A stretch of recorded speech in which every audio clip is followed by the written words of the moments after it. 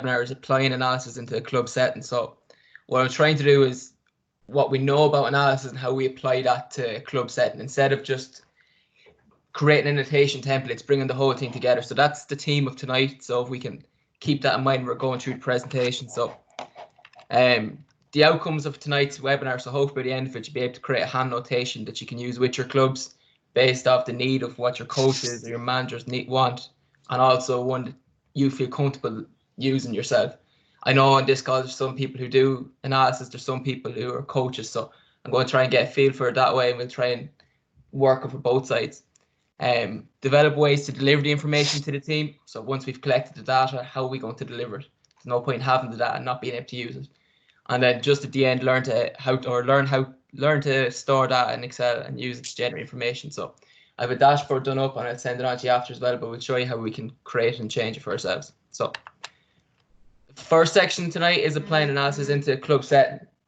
So I suppose the reason behind trying to do this is because when we first would have started doing analysis, I suppose it was seen as by coaches as surveillance instead of development. And what kind of came from that was it was treated in isolation. So it wasn't used to its full potential. Analysis would have been left to its own and it never would have been incorporated into the coaching process. And when it's incorporated to the coaching process, it has so much value to the managers, to the team, but also to your structure of how we set things up. Okay, it can be a huge training aid for us to see where we're going. So this slide here from Denise Martin, it ties everything up really nicely. So the parts of the analysis we're going to look at tonight is the data capture. So how are we going to capture the data? Okay, well, that's going to be a notation template. How we're going to conduct our analysis and the management of it, okay, and our feedback. The most important part is before we even start is a need analysis and system design. So how are we going to create our data? Okay, we can't just get out the piece of paper and go at it. I suppose we need to know what the coach wants. During our need analysis system design phase, the big thing here is getting that bond with the coach. Okay, so if you put yourself, if we put the analyst hat on, what does the coach want? What style does the coach have? Okay, then base our KPIs or key performance indicators off that. So what works for me or for my team won't work for the team down the road. Okay, different management styles, different players. So what we have to see here is what does the coach want and how do we track that? So that's our need analysis or our system design. That's the first critical part. Okay, is getting that understanding of what's important to your coach. Now, how can I reflect that or how can I track that? So before you start your analysis, we always suggest do need analysis. These are the 5 components. So variables, what's critical to success? So again, that's what's critical to the coach I'm working with. Okay, so for example, if you're working with a coach who emphasizes work rate, how can we track work rate? Okay, how can we show that? How could they sorry, keep going. How could we record it reliably? Okay, so when we're tracking this, if we're tracking work rate, how can we do it reliably? All right, if work rate and he has, say, shot efficiency, attack efficiency, productivity, puck outs won and lost, tackle count for each player, there's a lot in that. So now how can we record that reliably? Okay, so that's the next thing we have to think of. The depth and the detail, individual or team based. Again, that will be dependent on your coach. All right, so when we're looking at this, we have to look at, does the coach want individual team stuff or individual player stuff, or does he want team specific stuff? Okay.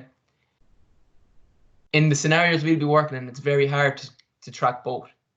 You probably need a team of people to be able to do individual and team-based stats.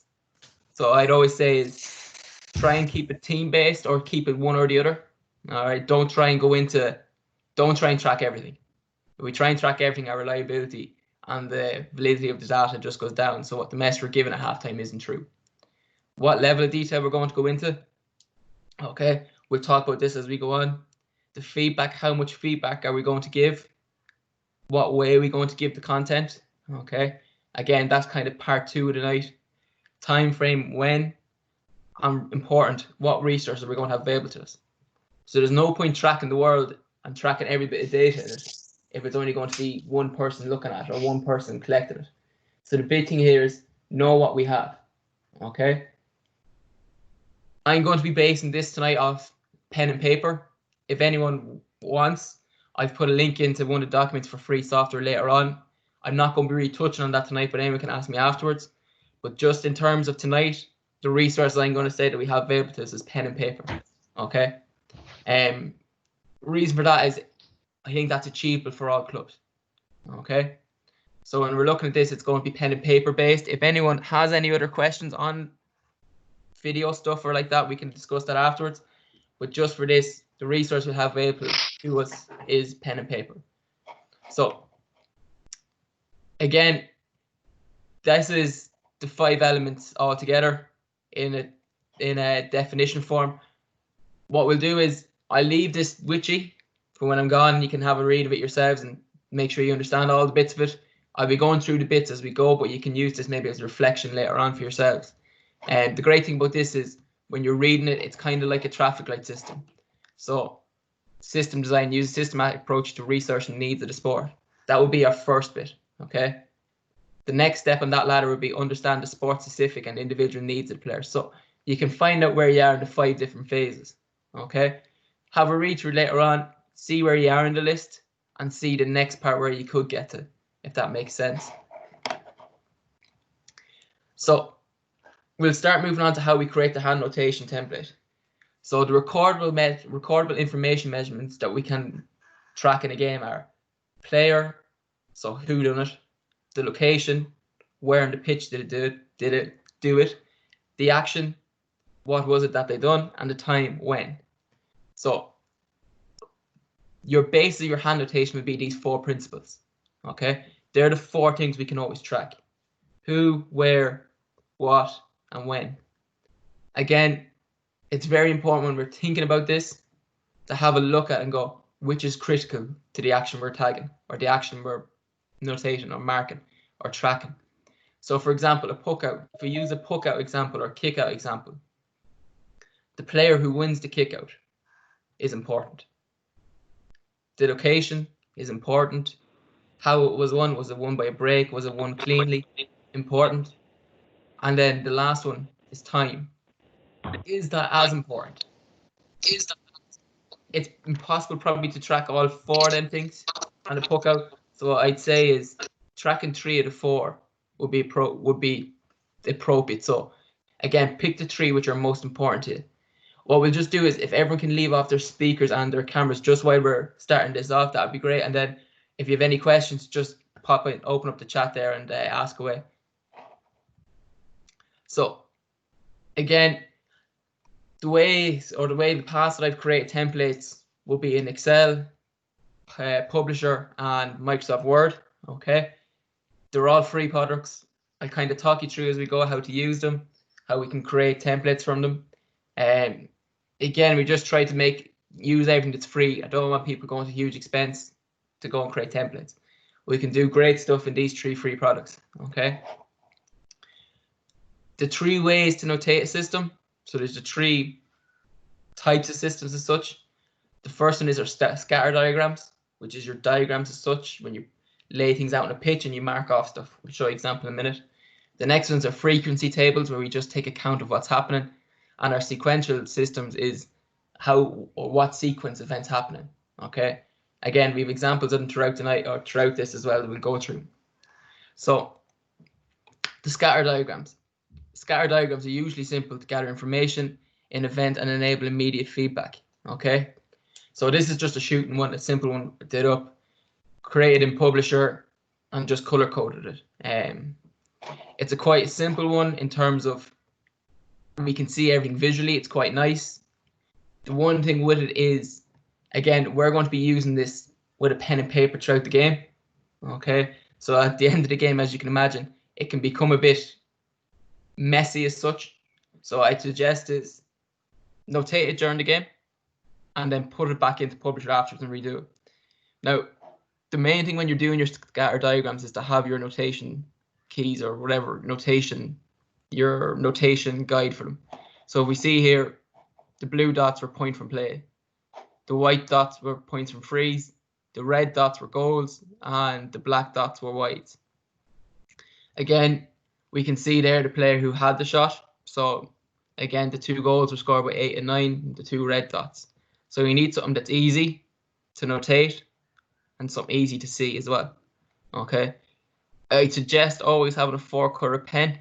It means you can get more data, and it makes it easier for you to see as well. With the next diagram, this is just a puck out one. So this is 1/2. So in this one, the black team are scoring from left to right, and the red team, Team A, are playing right to left. Okay, so we have a look here.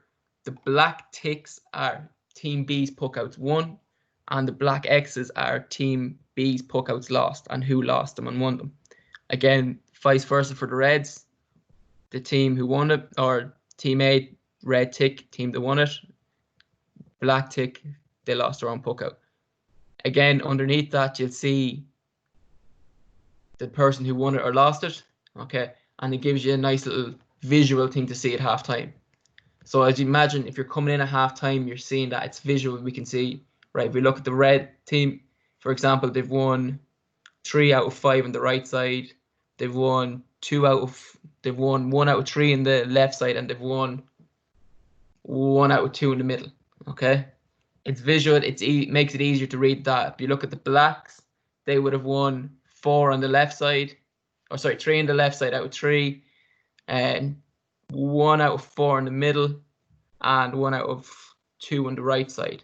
And again, you'd see out of the short puck outs, they would have won 2 out of 2 or 3 out of 6. Okay.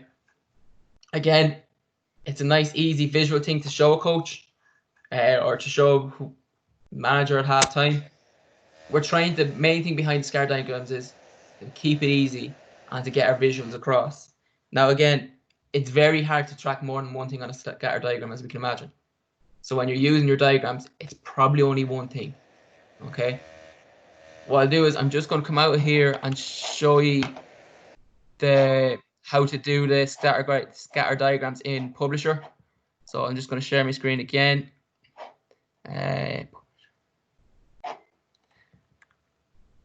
Okay, so can everyone see that now again?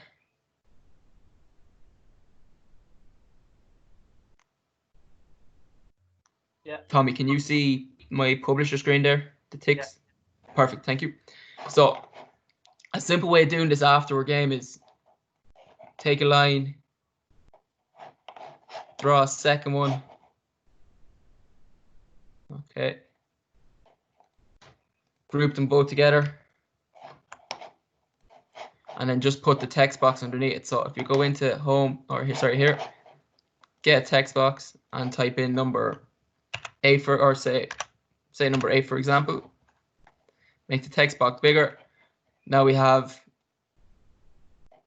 Team B puck out 1 by number 8.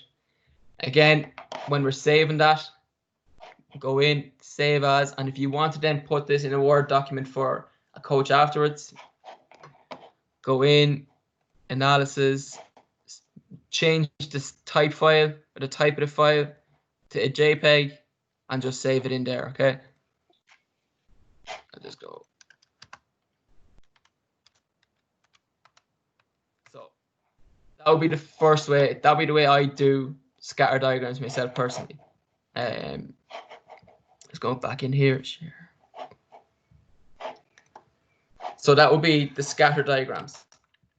The next part would be our frequency tables. The great thing about frequency tables, I'd say anyone who's done analysis would have used these before. The great thing about frequency tables is it's very easy to track a lot of information. Okay. If we use them as tallies, we see here if we went 1, 2, 3, 4, 5 with points, it's very easy to notate that, and it's very easy for us then to see that. The problem with frequency tables is great. We have 10 points, we have 6 wides, or whatever we have, for example, in this, but there's not a great lot of detail in this. Okay, so if we go back to our chart here, we can see where we're having the right wides from. So in this little diagram here, we could see that 12 had 3 wides from the right hand side, okay, where he's 3 out 3 on the left hand side. Whereas here, his 3 wides just go into a wide column. So it's giving us no real meaningful data. It's giving us no real meaningful information. So with our frequency tables, we can get a lot of good data. We can get a good quantity of data, but is the quality there? Okay. So again, it comes back to when we're starting our need analysis. How much detail do we want? What message do we want to be able to give back to coaches? So frequency tables are brilliant. They give us load of depth, or they give us load of information, but how much of that is meaningful? Now again, we can create that and we can layer the frequency table, but again, it gets very messy very quickly. So again, when we're preparing these and putting these up, again, we have to be very mindful of what we want the end product to be, what message we want to be given to the coach. Okay. The third type is our sequential data. I'm just going to come out of this and I want to show you how this could work. So in this case here, I'm just going to reshare the screen, sorry. In this case here, we'd have a puck out, for example. So what we do in this case is we'd circle where the puck out was won, okay, or direction of the puck out. So it was a left, middle, or right. So we'd say left in this case. So was the puck out won or lost? What was the outcome of the puck out? So in this case, it was won. And then thirdly, the area was in the backs, midfield or forward. And who won it? Okay, so we're saying this is forward, so we say 12 in this case. Again, we'd repeat that and go through the different layers and different steps of it. The only thing with this is, again, you nearly need someone to be marking it and another person to be looking at the data to see the trend. This gives us loads of detail. It shows us loads of patterns. But how quick can we get the pattern out of this? Okay. So again, it'd be the type of thing that if I was looking, if this is what a coach wanted, this is the one thing I'd focus on. Okay. To get the detail or to get the pattern out live, you'd need that time in between plays. So you need to be able to go, right, okay, we've won 6 on the left hand side with 10. Okay, when we've hit 13 on the left side, we've lost 3 of them. So we'd have to be, it takes time to get the detail out of this. It's a nice, easy one to get up to do up as well. We can design that quite easily. But the big thing with this is how much detail do we want? Okay. And the time frame of getting the information processed and back out. Okay. A lot of times you might do this live and you might see a trend after the game and you're going home to the car going, Jesus, if only I'd seen that. It's hard to get the information out of that. Okay. Again, with this, you could have that second person checking it and seeing that trend. That would be the best suggestion to have, but that's not always going to be feasible. So they'd be the 3 main ways of getting our data during a game. A lot of us probably have seen the frequency tables before and used them. It's again, how are we going to process that to get more information, the critical information to our team being successful? So again, I know one of the questions that we were asked beforehand, I'm just going to put this into full screen, sorry. One of the questions we were asked beforehand was pass analysis, okay? So if we have a look at this clip here, or this sequential template here, or sequential table here, what these numbers are, it's the player who has possession of the ball. So what you're looking for here is a pattern of what's happening. In football, using this for football is a bit harder nowadays because there could be up to 40 players having a possession here. So what you'd have to look at is probably the first 3 or 4 people in the sequence and the last 3 or 4 people in the sequence. In hurling, great detail you get from this. I remember a couple of years ago when the lads were preparing for the Joe McDonagh final, we used this in the last Joe McDonagh Cup game. It was against Carlow, and you could see the pattern developing from this. At the time, it was 6 to, I think it was Nolan and Kavanagh inside. So at the time, you could see that they were their 2 key players, and they were trying to cycle the ball back to 6 the whole time and get him free to deliver that ball. In a football context, if we have a look at even this here, so this is just a sequence I took from a game, just coded a game and just seeing what happened in it. Here you'll notice that they're always trying to get 7 on the ball. So 7 might obviously start this possession. He was the second person on it in this one and the first person on it this time. So again, there's a bit of a pattern there. 6 and 8 seem to jump up a bit as well.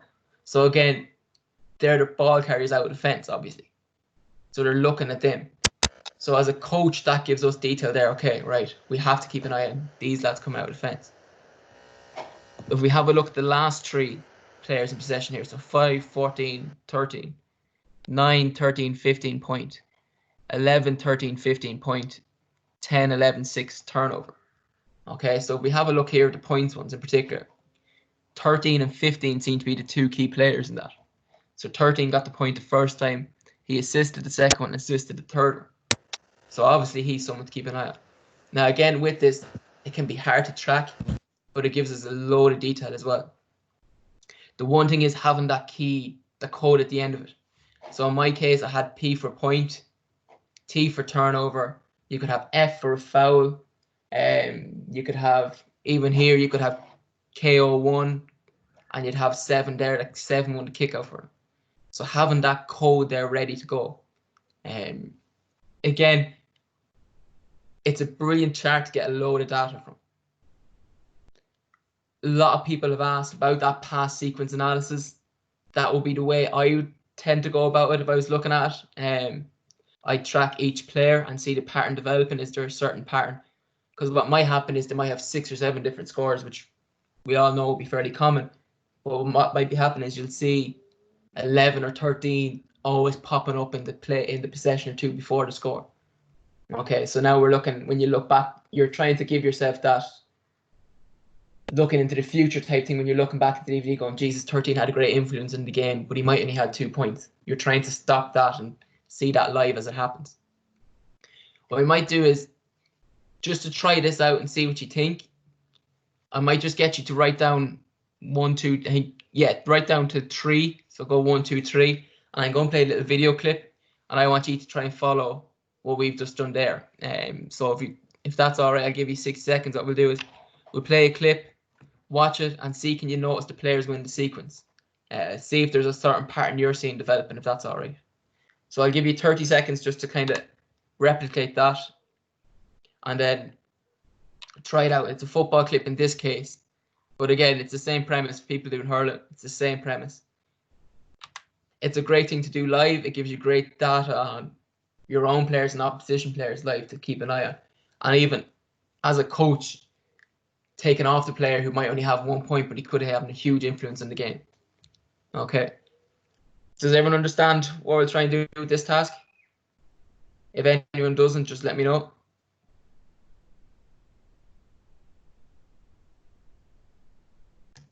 Perfect. So what I might do is I might just get started then. Watch the clip, see if you can notice the numbers. Some of the numbers might be a bit hard to track, but just see if you try and track it as best you can.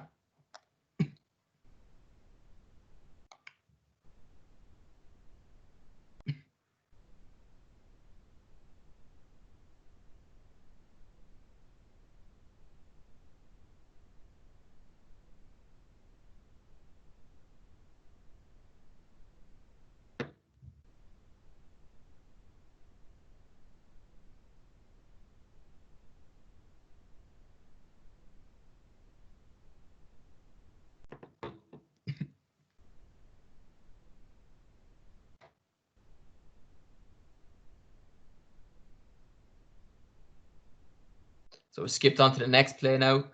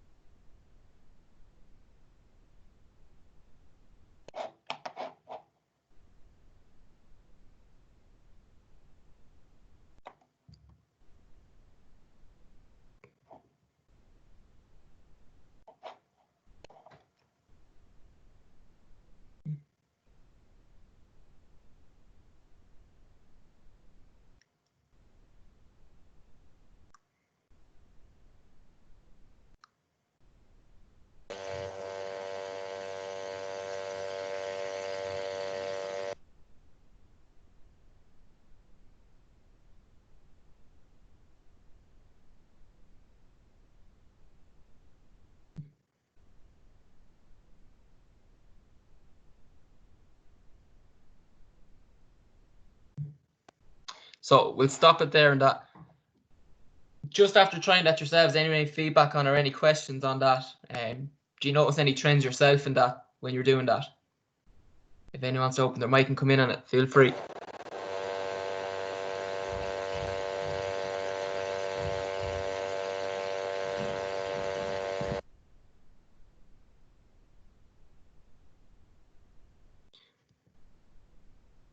Okay, so what we'll do is, that's the first part of how to deliver or how to create a notation template.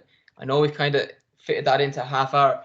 Has anyone any questions on that first part on how to create a notation template, or any questions on creating a notation template?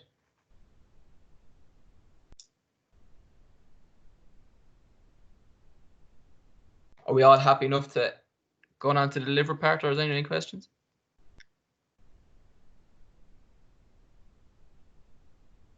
Perfect. So what we'll do is we'll go on to the delivering part. Now that we have this information, how do we deliver it?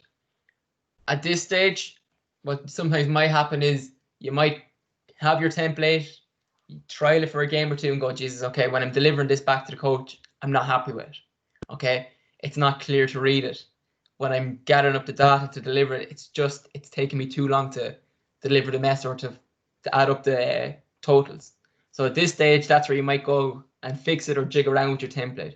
Okay, so if you do find yourself doing that, don't feel like, Jesus, I have to start again. Just rejig it to figure out where you think. It's a common enough thing that at this stage you would be thinking, right, I might have to just jig around a few things on it. So I'll start with the two probably key times for messages to be delivered to coaches. So at halftime, ensure that information is factual. There's no point overloading, having loads of data and only being 50% right. I'd always say have 3 or 4 main things and make sure they're 100% right. Okay. Have your 2-3 main points you're going to deliver to the players. Okay. Do not try and overload players with information. Okay. Players will have 1,001 things going on in their own head. Coaches will have 101 things going on in their own head. So do not try and overload it. The couple of ways that we've delivered this at halftime to players and to management is, coach might deliver it here, as we see in the first picture here, or the analyst might, or whoever's doing the stats might deliver it to the team at halftime. The second way, which is the way we started off doing originally, was with just a flip chart. So what we did was we used to bring the flip chart around to all with us in the kit van, put up in the dressing room, have it all out beforehand, have our 5 KPIs in it or whatever we were tracking, and write them up on the board. Really good. I found that really good, because a lot of the time you'd come into the dressing room, you'd be walking in and you might leave 60 seconds before halftime, and as you're coming in, the lads are asking, or the players are asking you, how are we, or where are we at on such and such a KPI that they know is important to them, or they know they're struggling on. Okay, it forms discussion. It gives you that chance to fix it, rectify it. Nowadays, the players we're dealing with are all very intelligent players. They're all analysing games themselves nowadays. Okay, so while the game's going on, they're probably just looking for that 2 or 3 key things to reform what they're thinking in their head. Okay, to try and fix it. Just kind of go back on ourselves a tiny bit. When we are creating our KPIs, we first said that we talk to the coach, get what's important to the coach out. Okay, figure out yourself what's important to the coach. Just then, after that, I'd pass it over to the players a tiny bit. Okay, let them have ownership of it. So if we know work rate's going to be or important for the coach, where do the players want to set the bar? Okay, so they set where they want to be at. We've all heard of teams setting a chance conversion rate of 60%. Okay, that's the bar that the team want to be at. Okay, they set it themselves. It becomes important to have done that when it comes to halftime. So when the players come in, the managers are off talking, coming up with what's important or coming up with plans for the second half, it gives the players that 2-3 minutes to take ownership of what they've had, what's gone on in the first half.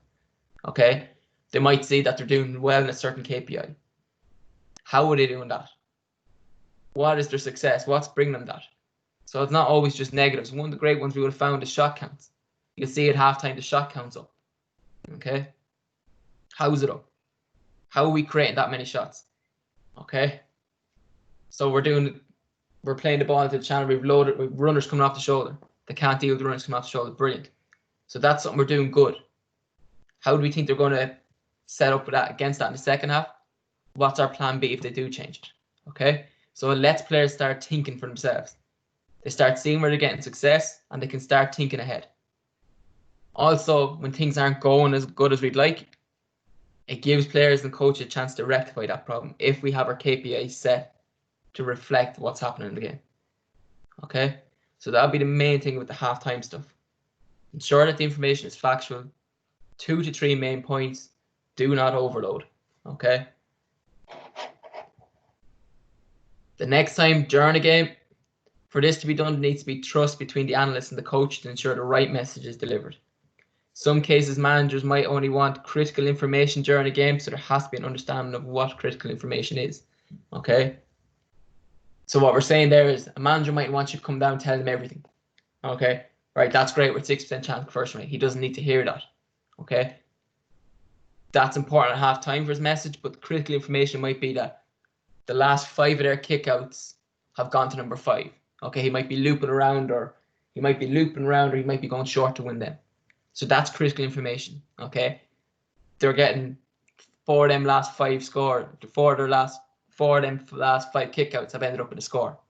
Okay, so now we need to look at that, reassess. If 5s win them, do we have to press on 5? Okay. During the game, the information must be easy to process. So if we're giving a coach detail during a game, it has to be short and snark. We have to be nearly doing a synopsis of it ourselves. Okay?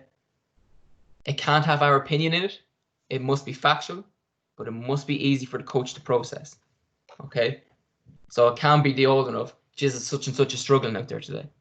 Okay, if we're looking at players and we see that he's missed 5 tackles, or his direct opponent, if he's on a man marking job inside, has scored 3 points, that's where we go. Right, cornerback struggling, 3 points have come off and he's missed 5 tackles. Okay. 3 number 15 has scored 3 scores directly off number 2. Okay. Again, the next part, try preempt what a coach might ask you during the game and ensure it's trackable. So the first couple of times you work with a coach, you mightn't have everything in your template that the coach is looking for. Okay. So what I'd say is, if he's asking you something during the game, write it down and make sure you put it in next time, because it's obviously important too. To try and not let that happen, the best suggestion would be just to mirror the coach for the first couple of weeks. If he's when they're training, listen to what he's saying. When he's going in to give the huddle, listen to what he's saying. Usually within that, the key messages are there that he's looking for. Okay. Listen to his buzzword. Is it work rate? Is it creating shots? Is it runners off the shoulder? Is it support play inside? Is it turnovers? Okay. Is it the restarts? So just be listening to what the coach is saying and try and track what he's saying. Might be possible to track everything the coach is saying, so pick the things that are key to him. That's trying to find out what's key to the coach, what's critical to the coach. But just going back to that game, that's then they're preempting. Okay, ensuring what is trackable for a game and what do we think the coach might ask. It's impossible for us to change the template. During the game, especially a hand notation template, can be very hard to change during the game. So try and have it preempted before the game of what might be important for this game. If we've been in a training session week beforehand and we're hearing how a team's going to set up differently against their opponents that weekend, and what we think what the coach is saying their key threats are of the opposition, try and track that. We know that he's going to be looking at that, so let's track that. Okay. Again, recently what I've seen is coaches, especially on restarts, are asking how are they setting up for restarts? Why are we losing so many restarts? What are they doing on restarts? So something that we've tried doing recently is take a picture. Okay, very easy then to show the coach that at halftime. If you take it on a tablet or something, at least then he has it. He can see for himself. Okay. One in club setting that would be hugely important would be, what was our setup after 10 seconds? Okay. So ball's gone dead. Take the tablet out, take the phone out, whatever it is. 1, 2, 3, 4, 5, 6, 7, 8, 9, 10. Take a picture. Okay, that was our setup after 10 seconds. So such and such, 14 was in the wrong position. No one, if we're doing zonal, someone didn't get back out to the right zone in that 10 seconds. Someone's not getting back in time, hence they had the outball. Okay, at least then it gives the coach the idea of, right, this is what's happening. This is our setup after 10 seconds. Okay, again, coach be familiar with what they're looking for. It's a 2-3 second thing. He gets to see it. He has his message. All right. It reaffirms the stats then. So if you're looking at kickouts, looking at puckouts, if you have that picture, it just makes it easier then for the coach. It can be a short video either. Okay. I know it doesn't have, not each kickout's going to be the same, but if you're getting a general message from it or a general idea, especially if you, the analyst, you're looking at, right, okay, this is what we're seeing happen in front of us. If you can select that and have that firm, it makes the coach's job a hell of a lot easier. Okay. Again, that's information that's vital to the coach and to the manager. So again, that little picture could give the coach a load of detail. Okay. And again, it's to explain that to the coach might take 30-40 seconds. Okay, with a 10-minute halftime break. Whereas picture in front, he sees it right for his own eyes. That's where we were after 10 seconds. Have to have that trust. Okay. Post game. So directly after the game, try not to use your stats as part of team talk to avoid emotion taking over. Okay, so if you turn around and go, Jesus, we got turned over 30 times there. 15 times that in midfield. Okay, we all know it become a battle of them versus us. We don't want that, okay? Post game, try and do your analysis as part of your try and use your analysis to form part of your post game review. So your post game review could be on your Tuesday night or your next training session. If you played on a Saturday, it might be the Monday. Okay? You can use charts to post the messages around the dressing room. If you could do a little report that could be sent around to players on WhatsApp. Again, I have examples of this later on that I'll show you, that I'll send out to you, that you can have, that you might be able to send to players. I was lucky enough years ago when I was with the under-21s. We used to put pictures up around the room of what the KPIs were. So after a game, we'd have a look at what our KPIs were, and we'd put them up on the wall. It was great. It was great for the players to visually see it. And we did it with the psychologist at the time, and psychology was saying it was making the training ground a bit more of a friendly environment because you just weren't walking into four walls. Players just spend time going around the room looking at it, okay? Again, you have to have your own KPIs on it, so make sure they're generic to ye or specific to ye, okay? And put them up that way.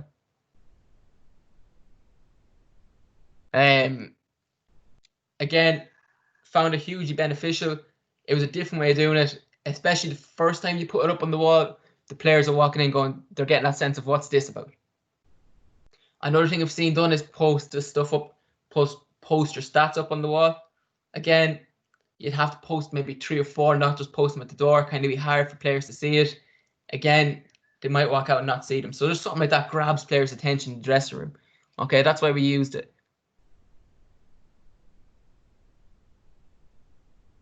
Okay.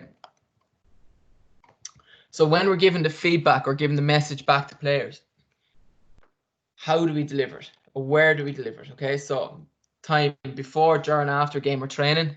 Is it video feedback or evidence feedback? In most cases, it's going to be evidence feedback. Are we telling or are we guiding? So what I love about this picture is if Morris giving Gooch Cooper feedback on the pitch. Okay, it's an environment he's comfortable in. So it's not in a dressing room where it's the teacher-student type environment. It's an environment where we are all comfortable.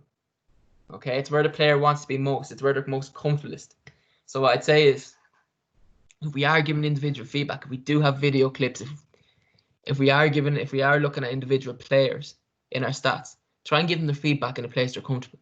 Okay, you know yourself, if you're out on a pitch, at least then your back's not getting up because you're in an environment you're happy. Whereas if it's just you and the coach in the dressing room, it can be kind of more standoffish. One of the huge learnings I had from doing analysis throughout the years, players were very critical on themselves. So we used to do individual feedback where players used to come into the dressing room and they used to watch their own videos back. And you'd be amazed. A player could have scored 1-4 the weekend, been involved in 5 or 6 scores, and all they want to see is their bad clips.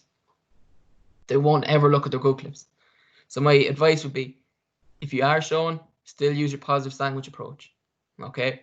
It's still your positive, negative, positive, and make them watch something good about themselves. Okay? There's been so many times I've walked out on pitch and gone, to a manager, Jesus, he's just after looking at all his negative clips. Like, he'd walk into the room feeling that he had a great game. He'd walk out of the room feeling, Jesus, he was useless. Now, I know there's a part that keeps players grounded, but we don't want to be ruining players' confidence. So make sure that when we're doing it, that there is that positive element to it, okay? Again, when we're giving our feedback, it's hugely important that we are conscious of the message we're trying to deliver, okay? Darren, do you have something you want to come in on there, Darren?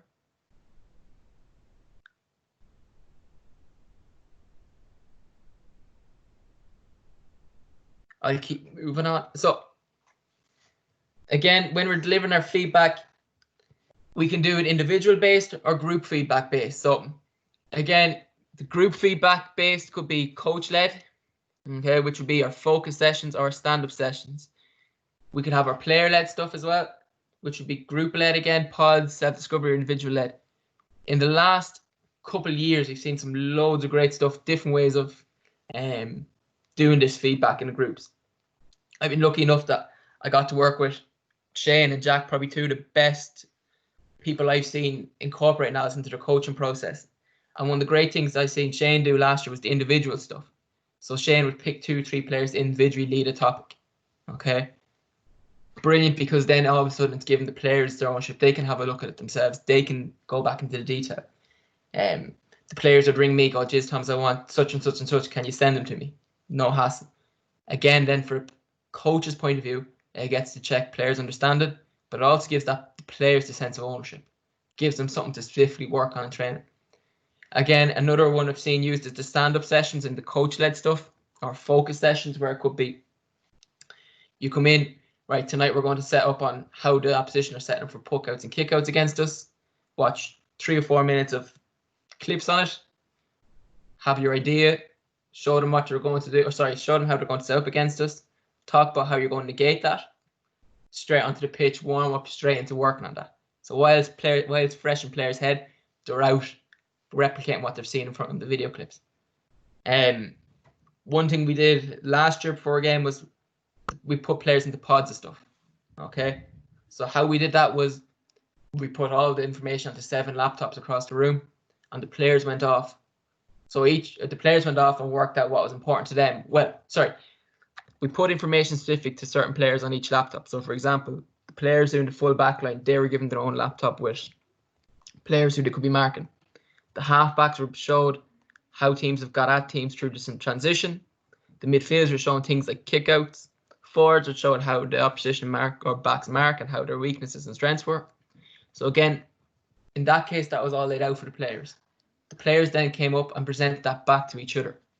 So then it became the players' analysis. It's something that I know Joe Smith used with the RFU and the Irish hockey, or the men's Irish hockey team do. And again, it's just so powerful because now it's not the coach or the analyst delivering it. It's now the players delivering it back. Okay, it's a bit hard to do that in a context of a hand notation template. But what you could do is, if we'll talk about at the end of when we have our data stored. When we have our data stored, could we get the players to work out some stuff themselves? Okay, depending on what the data is we're storing, which we'll talk about later on. But again, that was just a great learning tool to see the players go off and deliver themselves. It gave them their ownership. It was their analysis. It was their performance they were going to be playing. Okay. So that's delivering feedback to the group. So in that's us delivering feedback to the group. Darren, do you want to come in there on something there? Sorry.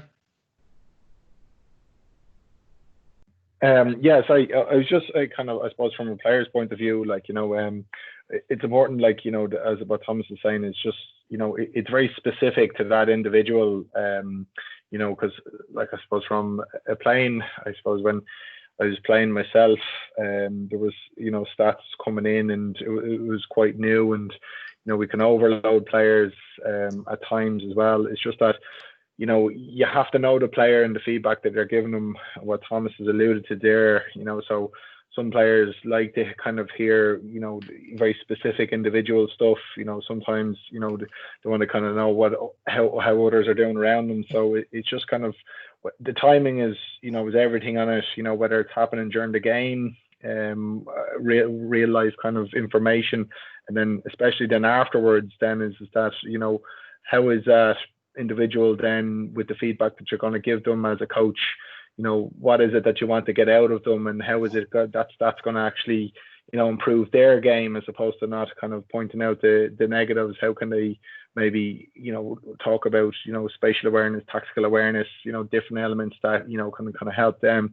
I suppose when I was playing, it was all kind of very generic, and I wasn't really kind of given, specific information that would, help me with, my positioning on the field. How could I help it? So I suppose as coaches yourselves, it's a really useful tool to kind of build confidence within players, and empowering as well at the same time. So, Thomas is alluding to it, but it's the power of information and communication between the coach and the players is hugely important.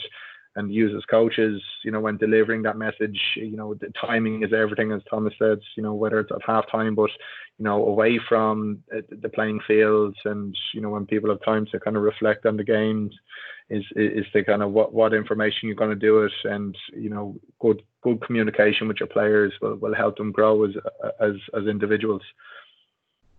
No, 100%. Like, I suppose Darren's there, it's getting to know your players and what benefits each player. Like, I suppose I got very lucky a couple of years ago.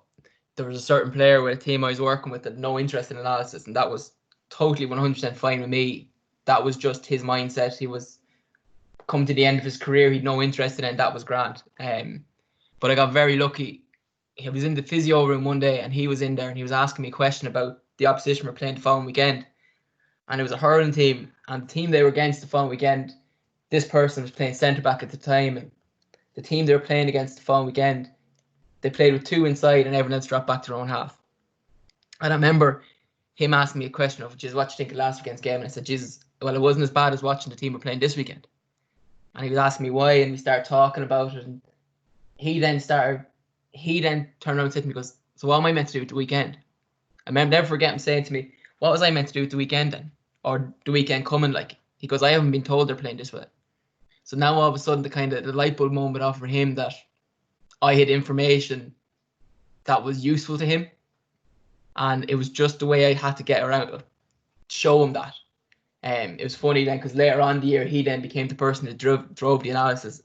We were in a final that year, and that player was the person ringing me at 11 o'clock at night going, Thomas, I need this video clip, this video clip, this video clip for the morning. It was just funny by me talking to him in normal conversation. All of a sudden he's seen the benefit of what we were trying to do. So again, just in that context, for me, as Darren was saying there, what Darren was alluding to there, me standing up and saying such and such, this is the way the team's going to play, or giving stats about the team, that was no use to that player. But if I'd got to know that player earlier, what I could have been doing is giving him a shape guideline or something like that of how the opposition were going to play that weekend. So it is taking that time to understand your players. Take that time to get to know them, create that bond with them as such. But just moving on to the last part. So now that we have the information, now that the game's over, we've created our dictation template, we have our information. What do we do with our information? So when I started off doing this, I'd keep the sheets and put them in a folder and might look at them next year. But I wasn't doing anything with them. So what I've done here, is I've created a hand notation template, which I'll share with you afterwards. But I've created a way that you can capture your data. So what we've looked at here is just possession counts, turnovers, the type of turnovers, the turnover by quarter, so whatever period the game it was in, the points, how they came, or the shooting that, how you got your scores. And then here we have the total amount of the attacks that the team had in the game, their chance conversion, their attack efficiency, and their team productivity. Then we have kickouts 1, fouls, team A, team B, and then all team B's data. So again, a lot of the stuff in this is the stuff you wrote on your list saying that G thought was which was important to you. So what I've done from that is, if you input that, it's very easy to input the data into this. So when I send this out sheet, just X out of it, input whatever data you have. So I'll just go to the shooting data because that's the bit that will be a bit more important. So what you do here is just to get your percentages at the end. So say we have 4 here, 4, 2, 2, 6, 0, 1 goal. Team A goal, which is from 3, 0, sorry. Points from 45, 2. Wides from 45, 0. Shorts from 45, 0. Team A total goals. So what you do is, these ones here where there's totals, just right click, bring it down, scroll down, you'll see this will add up that you had 1 goal from play here, and you had no other goals from frees, or you had no other, you had no goal, you only had a goal from play, you had no goals from frees. Okay, similar enough here, bring it down, drag it down, it'll count all the wides you had. So this team only had 2 wides from frees and 2 wides from play. Again here, bring this down, and it'll add up your total points. So here we have 4 points, 4 points, and a goal. So that's, yeah, there's an error that I'd fix that. And then here, what we do is we bring this down. So our total attacks we have to put in manually. We bring this formula down, which gives us 52% chance conversion in that game. Our attack efficiency of 53. 13, sorry, that's where that one was. So that was actually team total points. That's just points as in point over the bar. That's not the total score. Again, team total score, and then bring this down as your productivity. So what your productivity is, how many points you're getting per 10 possessions. Okay. It's something that's come into football a lot. It's a main KPI in football at the moment. The team with the highest productivity wins. So what we're doing with our possessions. Okay. Again, in hurling, there's a lot more turnovers. It's something that's not as effective, but it's still a good thing to track to see what you're doing when you're in possession of the ball. Okay. So just to show you what happens with this then. So after all your data is stored, you can come in here, you click team B in this case. So, and you have your data up here. So we'll see from the first game, productivity from team A in the first game was 2.67. We go to the dashboard and it's here. If we want to see what it was in game 2 against team C, go in 3.96. So everything we're having here notates it, or sorry, everything we have in our data set is being shown in the dashboard. It's a nice way for players to see the information. It's also a nice way for coaches to see it. So after game, we have this information here. It shows us the turnover battle between both teams, the foul count. So I think I only had 2 fouls in that one.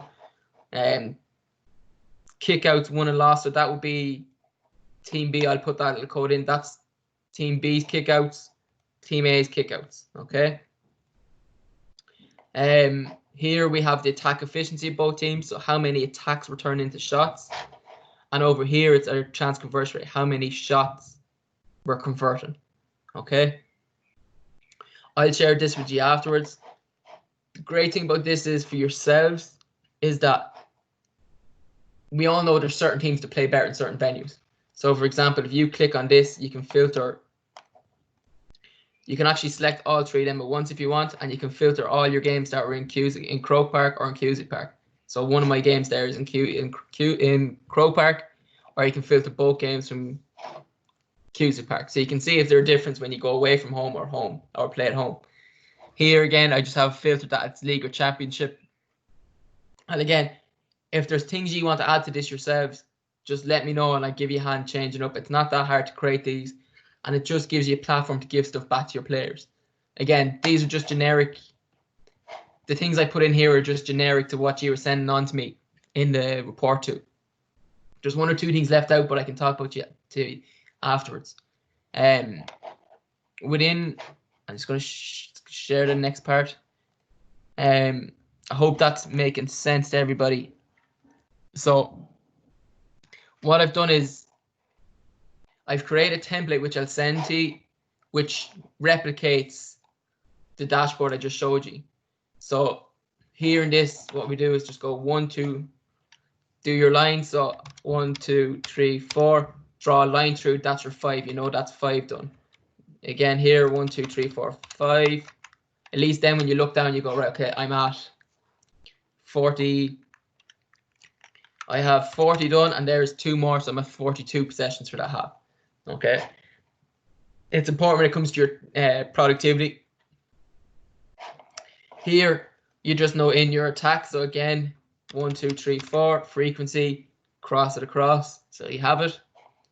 Have this for home team, the bottom bit for away team.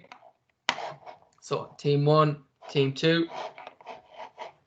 And what I suggest is one person do this bit, and then someone else do this bit. So this is just a template of it. At least then it just gives you something that you can fill out afterwards.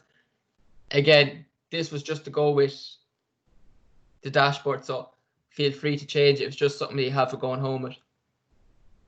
Again, with this, it's all the stuff that I tried to replicate in the other one. I have another 2 or 3 in this folder I'll send you as well. Change it up, play around with it, and then change the dashboard to suit it, just so you have that information for yourselves. When these are all frequency tables all created in Excel. When you go into it, you'll see that it all fits on one page as well. So this one fits on one page, and the other part fits in a page. So yeah, there will be my 2 things on Excel. I know I said it'd be an hour, so I'm just coming up to the hour now, so I know I'm kind of rushing in this Excel bit. If anyone does want, I can do another Excel and a thing on Excel after this. With Excel, you can get as much you want out of it. You could do weeks and weeks of learning Excel, and you get loads and loads of data from it. But again, I'm not going to go into that tonight because it's just it's an amount of detail in it is unbelievable. I'll just run through what's in the folder for you. So, sorry, I'm just going to share my screen again. So I've put in this report as well. It comes with a data input sheet. I'll send it on to you as well. It gives you this. This be more for if you're watching a game back a second time on the DVD. I don't think it's possible to get all this data in live. If you're looking at here, it has the direction of kickouts. Maroon would be Westmeath in this case. How many to 1? Again here, Mead kick out distribution. I think this was a challenge game or something. Again, your attacks, your shots, your scores. So there's a data input that goes with this. Find the cell. When you go into the Excel, click on either of them cells. So click on the 16 and it'll show you where it is in the other sheet to input that data. It is tricky. It takes a bit of time to get used to. I would suggest maybe trying around the Excel. The dashboard I showed you a minute ago before trying this, to be honest. It's just a bit more detail in it. And it's a bit hard to get the head around. Again, in the folder, I'll just share this folder here.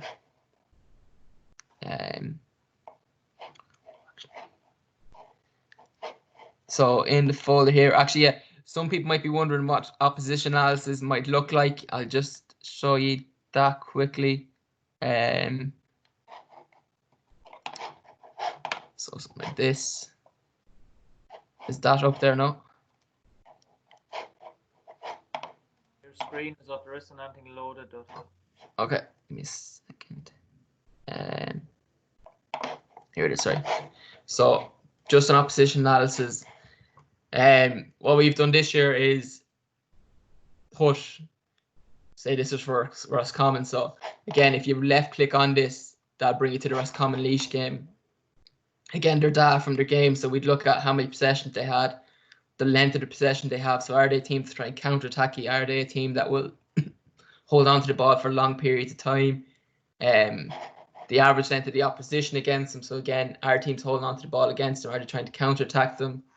The amount of possessions that get turned over against them, the amount of times they turn over the opposition. So in this case, against Laois, Roscommon turned over 64% of Laois's possessions. The productivity rate of both teams. In this case, that game was a draw. In this case, Roscommon bet for Mana, I think, and had the better productivity. No, sorry, for Mana bet Roscommon by point and had the better productivity rate. In this game, Roscommon bet Clare and had the better productivity rate. And in this game, Kildare against Kildare, Roscommon had better productivity rate. So again, it's just something that we're seeing as a KPI. You can take an average that they're going to have 39 possessions. They're going to get 4 scores, 4 points on average for every 10 possessions. So they're averaging about 16 points a game. So it just gives you that type of idea. Their chance conversion rate around 62%. So again, we're just giving the players an idea of how they're going to set up. Within that, you'd have maybe the way they're going to set up and maybe the way you imagine to play. Their scoring patterns, their main scores. Again, their playing times for players so we can see who's likely to start, who's likely to come off, your scores, etc. Breaking down their long kickouts and short kickouts.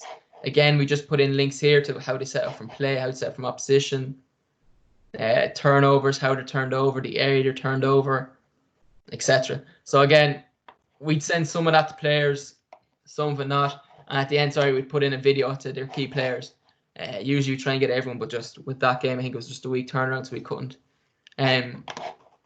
So that's just be our opposition stuff. Again, a lot of that stuff probably needs video to be done. I'm just going to show you the folder. So in the folder, we've the 3 pitch layouts that you can use for your templates.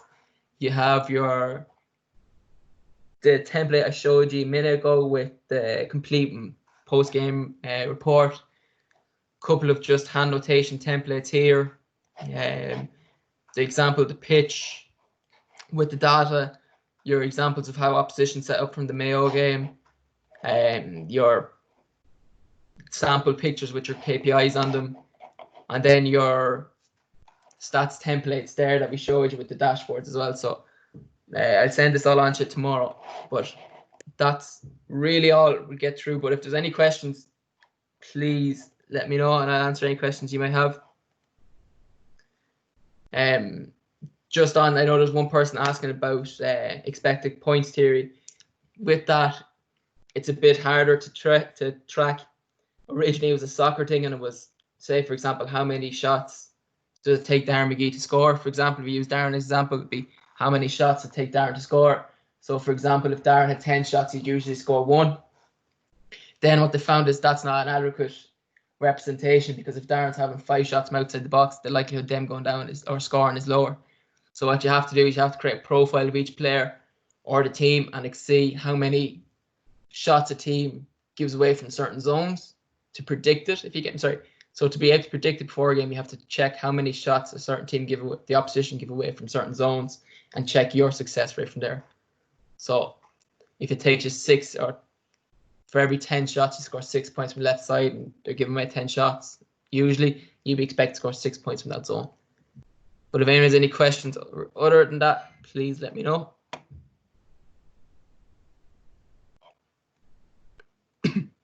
Just there, Thomas, just if give people a bit of chance if they're going to put something in the comments box there. Just want to say, look, thanks very much for obviously the webinar there this evening. Like, as you can see, guys, there's a huge amount of information there, and fair play to you, Thomas, for putting in all of that there. Like, there's a really good resource that you're going to be sent out there, and like that, this chat on the webinar will be open, or if you want, you can kind of contact Thomas or myself directly if there's any other questions outside of this that you come across. But I suppose as coaches, it's what is it that you want to kind of achieve, because there's a huge amount of information that is there that you can give out, and we can get bamboozled with an awful lot of it as well. And I suppose at club level is that what's relevant and what can we give, and the time that we'll have when we get back out onto the field as well. So it's important that there's good thought put into how we're going to use analysis, when we're going to use it. I suppose just a quick question, Thomas, from point of view, just there's obviously a mixture from people coaching at underage all the way up as far as senior here on this. When would you, I suppose, as a coach, start to introduce this as stats as such. What age group would you recommend to start introducing it? Now, no one throwing that out there to yourself, but it's just kind of as something I know from past experience from being a selector down in Wicklow, is that we got an awful lot of information, and players processing it are two different things, so when would you recommended kind of roughly, we can do simple things, when would you suggest to start that, or give or take? I suppose you'd have to bring it in different levels nearly with different age groups. 13s, 15s, you might just do performance goals for them and dress that up as analysis nearly. That it's you're setting them out to go and get 2 hooks and blocks, for example, each in a game. That's performance analysis to a certain degree. You can get a parent just marking, did they get their 2 hooks and blocks, and then you could talk to them about that individually afterwards. So that would be your 13, 15 age groups. I wouldn't be going into too much detail after that.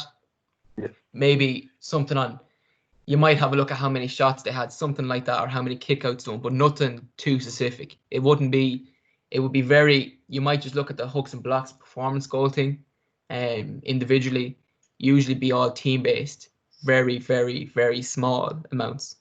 When you go down to, you probably, now with minor being 17, you'd be introducing it there.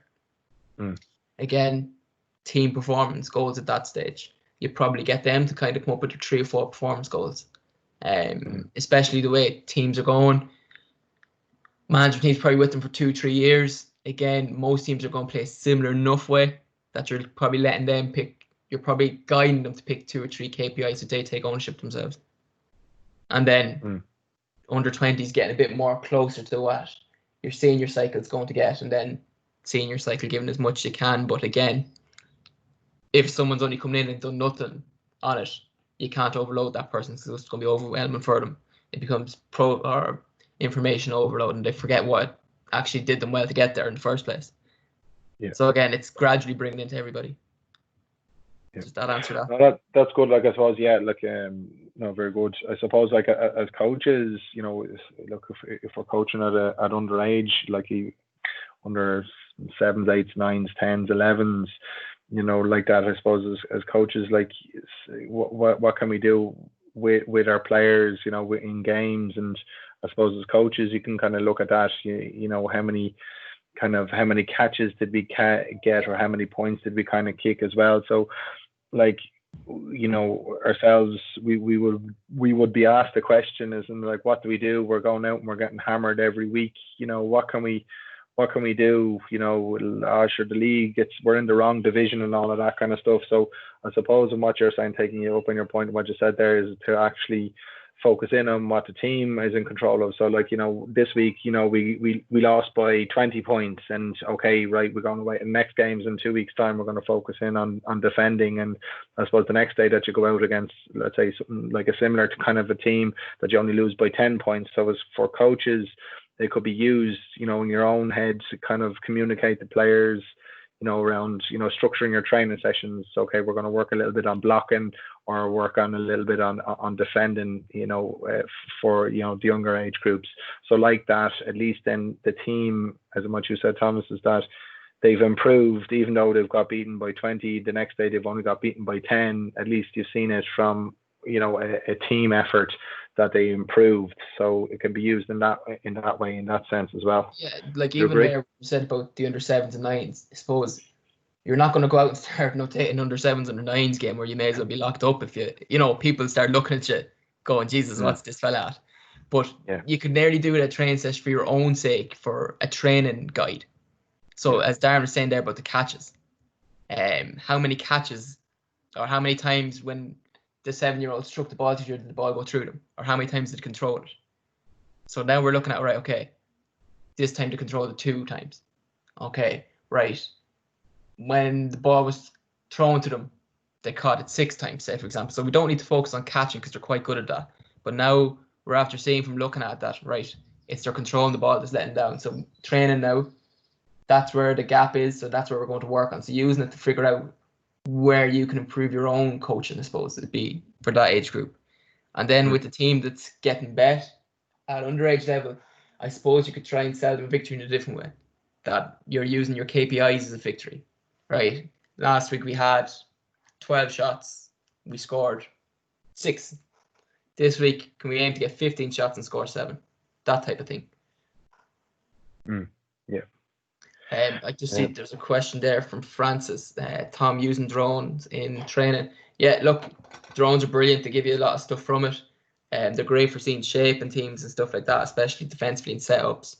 We would use it the odd time. I know actually Shane's on the call. Shane O'Brien, Westmeath Hurling manager. I know he's a huge fan of drones. I think so. Shane, if you want to come in on drones, feel free. But I know Shane's used them and used them for a lot of things, and he enjoys them and thinks he gets loads out from a coaching point of view. Is Shane there? Yeah, I am, Thomas. Yeah. Thanks, man, for a brilliant workshop. One of the things we would have found very beneficial now, and even this year we're using it again with the drone, was looking at the shape for puckouts and kind of guiding players with regards to their movement when we were working on puckouts in a training session. And then when they look back on it, then they can see their movement from a different angle altogether. So there's huge learnings from that aerial view, you know. So we found it very beneficial ourselves. Yeah. Thanks a million for that, Shane. I know Shane's a huge advocate of it. It shows a lot of stuff. The only thing is we can't use them in games, unfortunately, at the moment. But the end zone is good for that as well. Does that answer that, Francis? If anyone has any other questions, let me know. If not, just before you log off there, look, thanks again, Thomas. Look, as I said, like a huge amount of work gone into that. But a fair play, super webinar, and like that, I know there's another webinar coming up there next week with Shane as well. So if you haven't already signed up to it, please do. I'm sure it'll be hugely engaging. And like that, we're pulling a plan again together for a few more webinars then over the next number of weeks with obviously these difficult times, and I hope we're all staying safe and doing the right thing as such. Look, we don't, there's obviously uncertainty for everyone, so we don't know when we're back on the field to actually put this into action. But I suppose it gives us the opportunity to maybe spend a little bit of time on the information that Thomas has sent and actually, going through it. And like that, there's a huge amount of stuff happening also national level with the webinars, and I think they're on Thursdays as well. So there's a huge amount of stuff out there that's going on at the moment, which is good in one sense. So look, thanks everyone for this evening, and to Thomas, and that's it. Thanks very much. Perfect. Thanks a bit. See you again.